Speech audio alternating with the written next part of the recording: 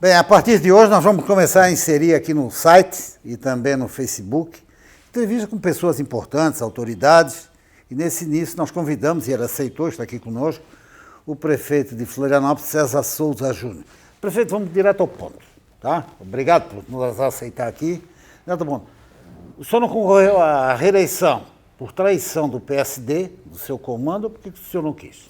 Ou por falta de popularidade? Vânia, a decisão foi absolutamente pessoal.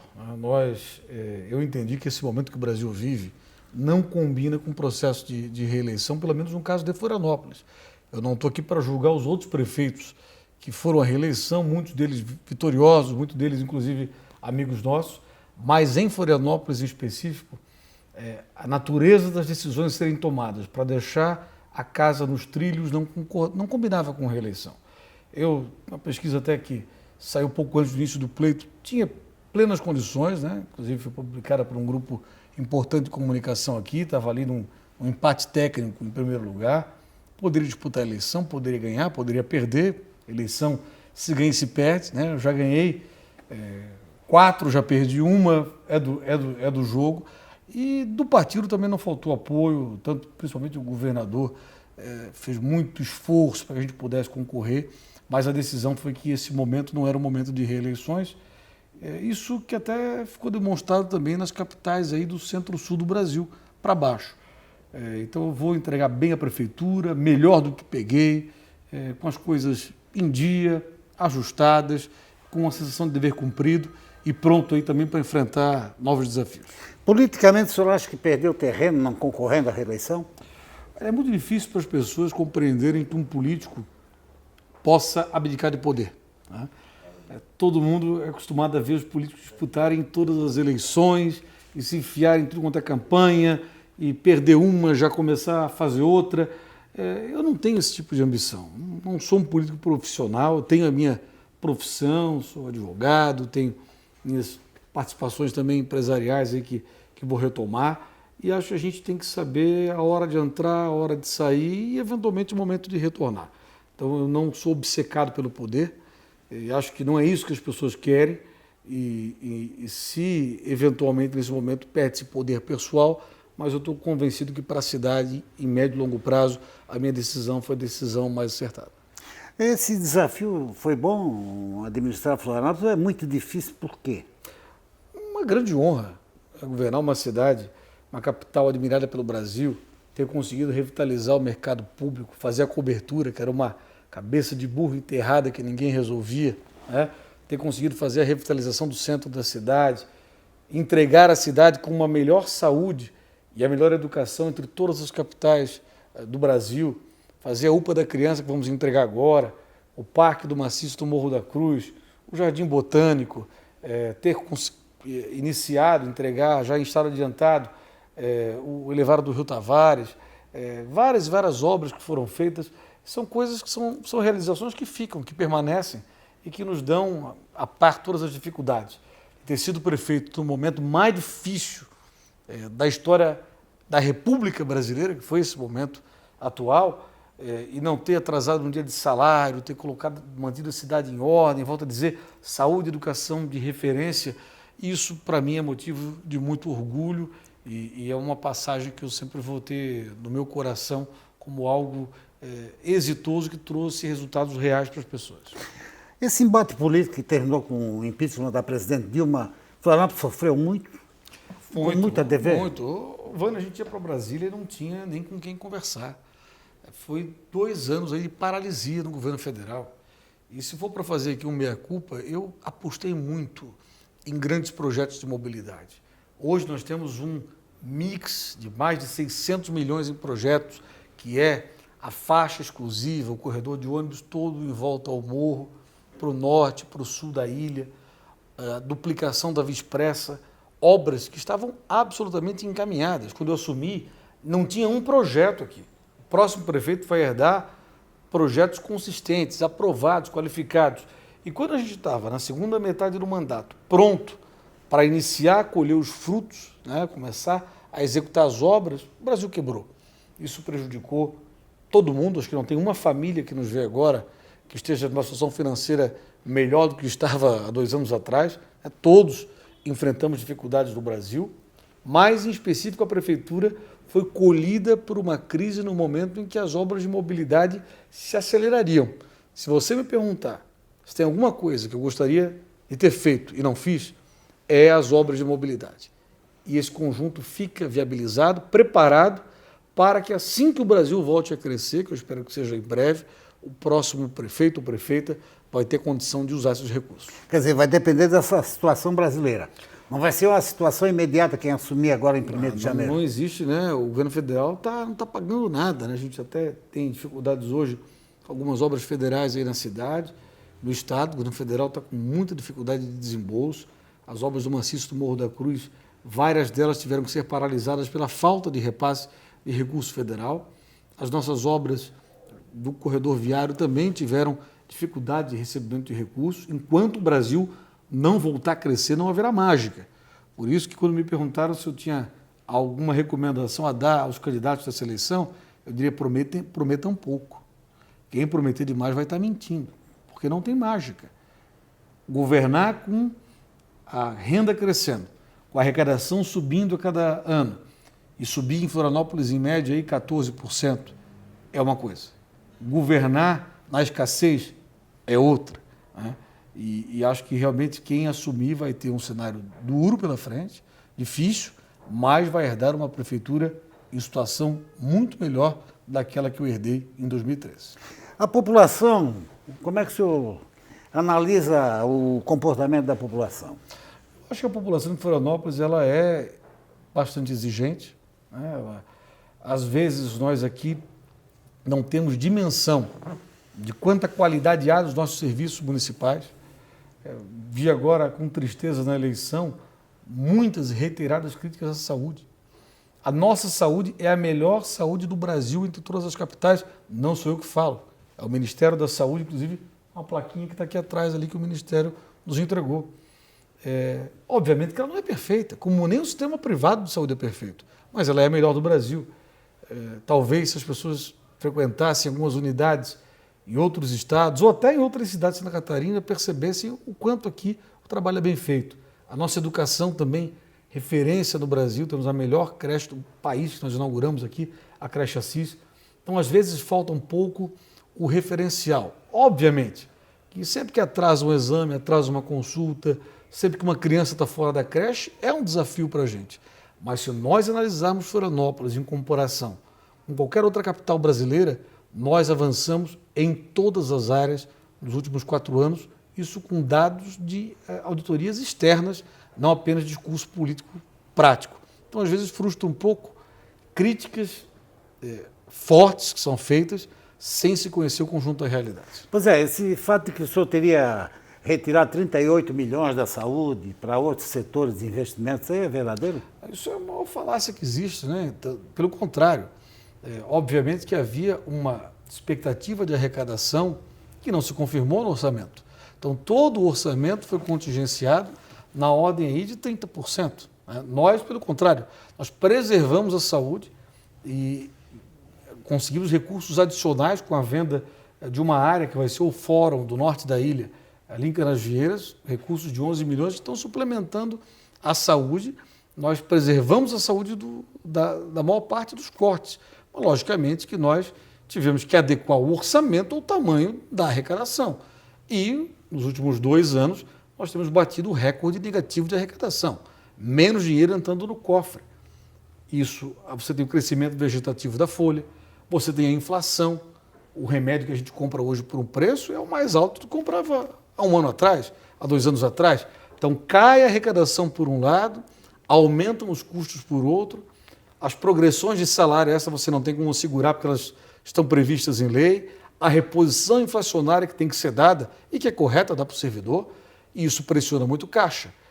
Temos que adequar, mas a saúde a gente preservou dos cortes que foram bastante profundos em várias áreas. O senhor já disse no início da entrevista que vai entregar a prefeitura em dia, né? Principalmente na questão de despesa, de pagamento, enfim. Qual é o principal desafio que o próximo prefeito, entre Ângela Amin e Jean Loureiro, um dos 2 eleitos, vai enfrentar administrando Florianópolis? E vai ter que ter mão de ferro mesmo para poder vencer. Primeiro desafio que eu reputo bastante importante é manter o nível de qualidade de serviço se a economia continuar caindo. Nós temos hoje um dimensionamento de custos estabelecido, né?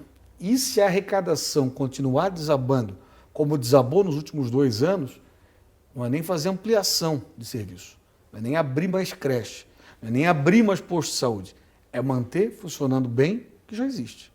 Esse é o primeiro desafio. O segundo, dar vazão aos compromissos de campanha. O processo político do Brasil está absolutamente podre, né? É um processo que eu, pessoalmente, não acredito mais nesse processo. Tem que mudar.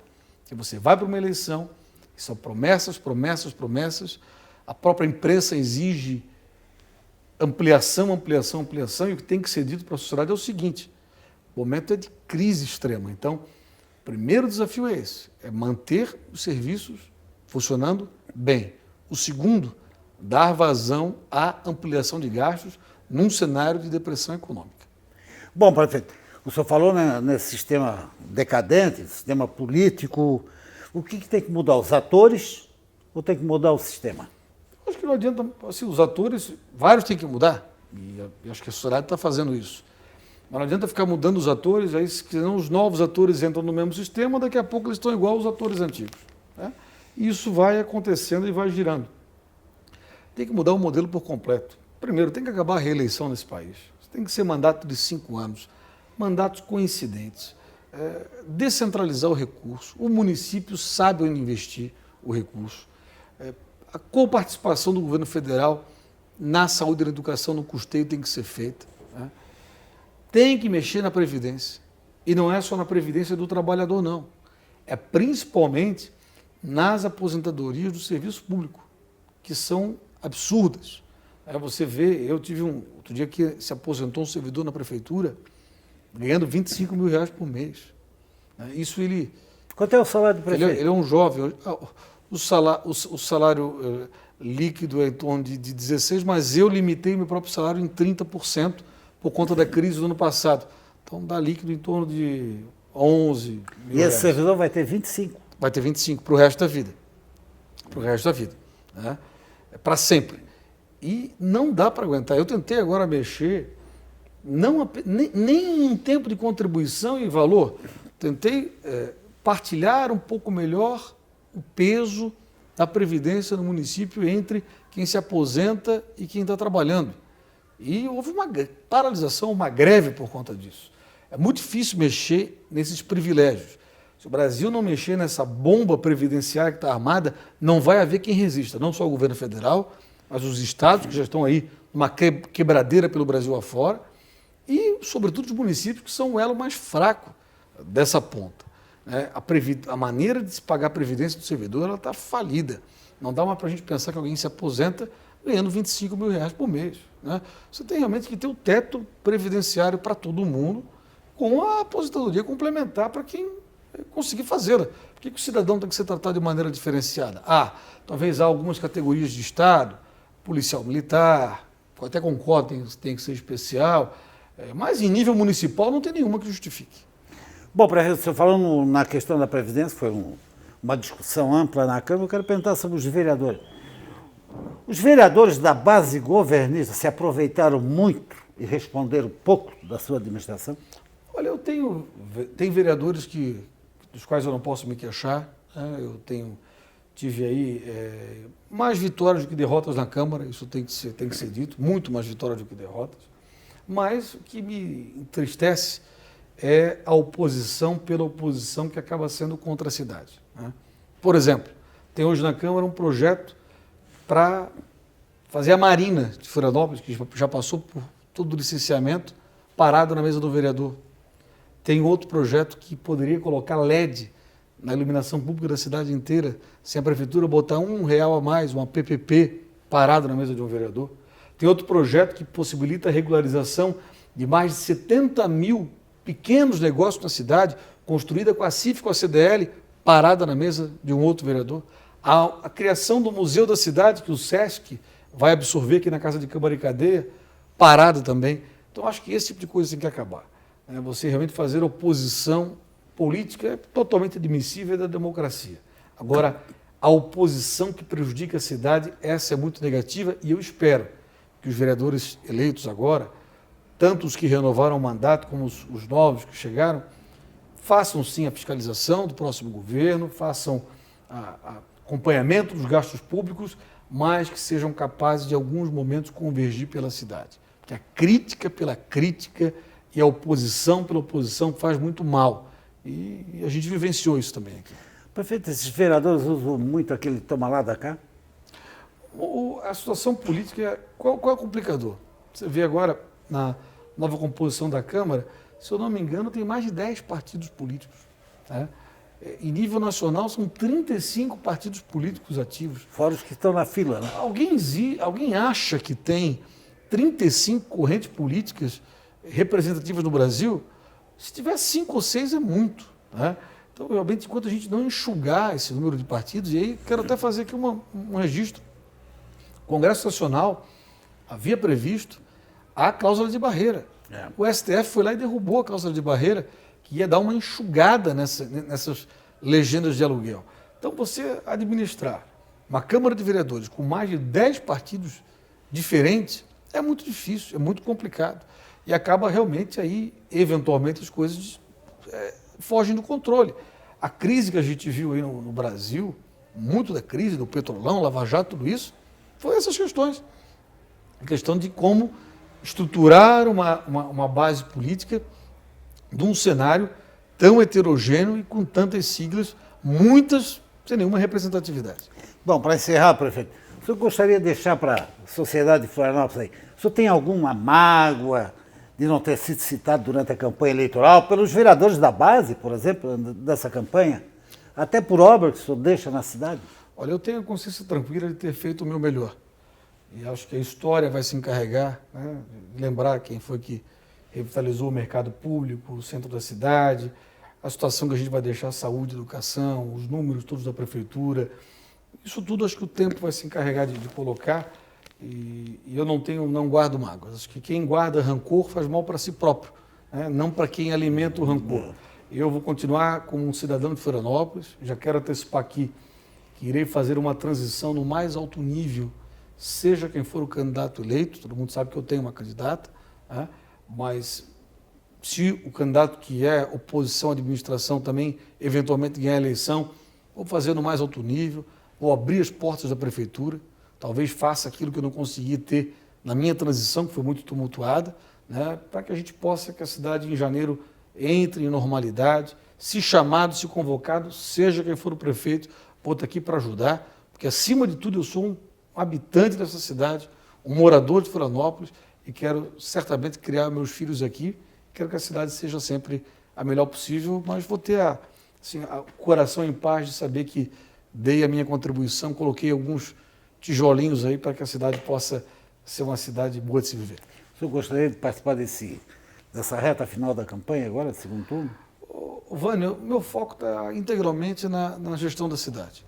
Obviamente que se convocado, se chamar, eu estou pronto para ajudar, para colaborar. Eu tenho um partido, né, tem candidato a vice, que é o professor Rodolfo, na chapa da prefeita Ângela, e sempre que chamado, que convocado, eu estou disposto a apoiar, desde que após as 19 horas, quando termina o expediente aqui, e aos fins de semana eu estou disponível. Agora, entre 8 da manhã e 7 da noite, meu foco está aqui realmente em gerir bem a cidade. Seu futuro político?